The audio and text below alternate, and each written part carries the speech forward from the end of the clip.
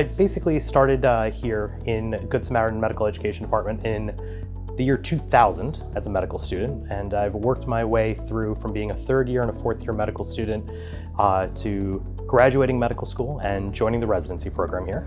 I spent my 4 years of residency, which was culminated with being selected as one of the chief residents, and graduated from the OB/GYN residency in 2006. When I started during my training program, I knew that I had an interest in OB/GYN, but it wasn't honestly until I came here as a student as a third year. I have a very unique perspective on the program in that I am one of only 2 people who have ever graduated from the program who trained with, trained under, and trained every resident who's ever come through this OB/GYN residency. And so, to be very honest with you, it wasn't until I started the rotation where I actually realized that this was the place to be. This residency had a very unique perspective as opposed to other rotations that I had done in the similar field. What I found was that we had leaders in the department who actually knew what it meant to teach and knew the importance of being able to share that guidance with the junior faculty as well as with the residents and the students. Those same mentors that guided me and impressed me as far as the compassion that they showed to their patients, the empathy they showed to the staff when a bad case had risen, we realized that they had a fine way of communicating to the staff and to the faculty, and I watched, and it was at that point that I realized that not only did I want to be an OB/GYN resident, but I wanted to be just like those mentors. This many years later, I'm very, very happy to say that not only are they colleagues of mine, but those mentors still are the same. And I'd like to think that as my role has progressed after graduating this residency, that I hope that the junior residents and the residents who have already graduated and gone into private practice consider me one of their mentors. Interesting to say, I remember when I matched OB/GYN residency here at Good Samaritan, I remember picking up the phone and the first people that I called were my parents. And I was born and raised in northern New Jersey. And in my mind, I couldn't imagine not settling in northern New Jersey.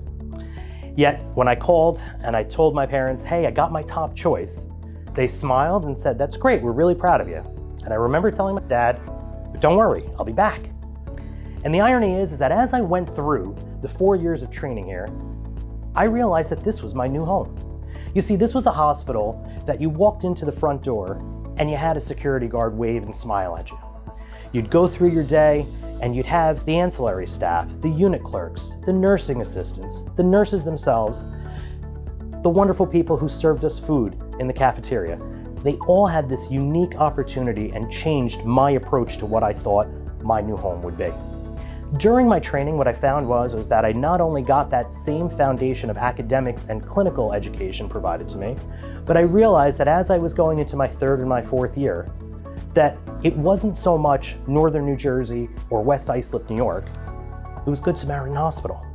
You see, Good Samaritan Hospital taught me how to be a physician, but I'm also happy to say it taught me how to be a person. And this many years later, I believe it's taught me how to be a great husband and an even better father. And so I owe a lot to Good Samaritan Hospital because I really feel that my training was the first stepping stone to allow me to get to this point in my professional and also personal career. As of last year, the last academic year, I was happy when I was asked to join the team as being the Associate Program Director of the residency. You see, it's not so much the title. It's really the opportunity to interact with the residents, to be able to give that same guidance, give that same clinical education that I learned, give that same academic education that made me where I am today.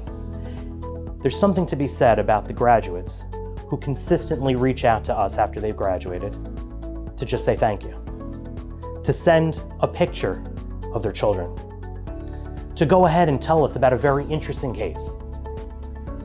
And my favorite is when they say, I was in the operating room and I looked over my shoulder and I thought you were right there.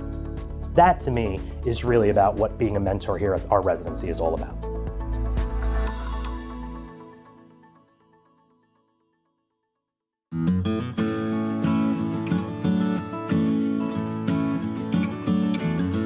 Through my school, I had the opportunity to do a rotation here as a student. Not being from Long Island, having that opportunity to see that this is a very busy, diverse community hospital was important to me, and that I would be able to use my medical Spanish every day and see a broad variety of patients was a good insight. One of the biggest things I considered was my learning style. Each emergency department is very different. The pathology that we see is very diverse. So we get a bit of everything, high acuity, low acuity, the repetition, and every kind of subfield. So that was something really important for me choosing this program. The hospital itself is a big level 2 tertiary trauma center. We're very close to the city. We see a lot of kind of urban problems still. One of the things that's most important is to know your resources and know when you need to call on them. We have a really good trauma program here. We have our stroke program that's developing. We have a lot of other kind of subspecialty groups that are expanding their abilities in this hospital, and knowing when we have patients that are good candidates for them and to get them involved early is a critical, I think, skill for any physician. The people really make the memories. We do a wellness day every year. This past year we got to do paintball. So it was a bonding moment when we were finally all able to come together after COVID and do something outside where we're safe and distant, but still really coming back together as a team. It was nice.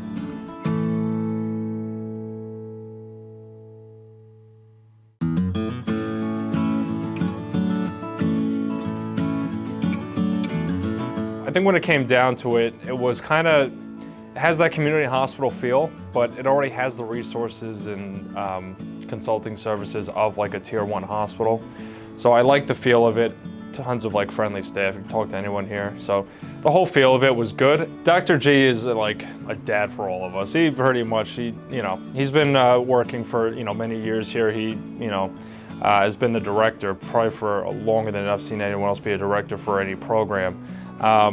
He's always open to change things up. He thrives on feedback from all of us. We've changed some of the program around, but very down to earth. We joke around a lot, so it keeps the atmosphere relaxed, but again, it's always predicated on us, developing as doctors and becoming better physicians every day. So I think it's conducive for that.